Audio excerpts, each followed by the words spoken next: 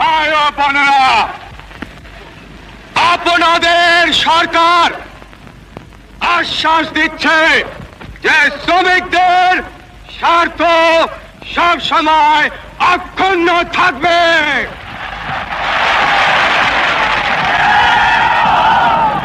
এদেশে সকলেই শ্রমিক।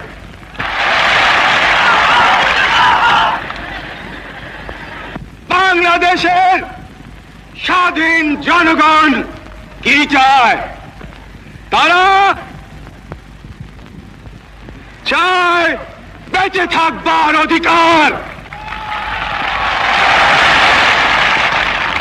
যে অধিকার আল্লাহ এই দেশের জনগণকে দিয়েছে। এই অধিকার কেউই কেড়ে নিতে পারবে না।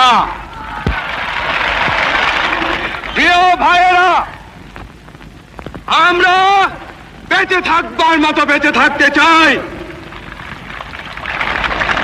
আমরা চাই শান্তি, যাতে আমাদের দেশের সর্ব জায়গায় সব লোক শান্তিতে বসবাস করতে পারে, শান্তিতে কাজকর্ম করতে পারে, শান্তিতে ব্যবসা বাণিজ্য করতে পারে, শান্তিতে রাত্রেবেলা নিদ্রা যেতে পারে।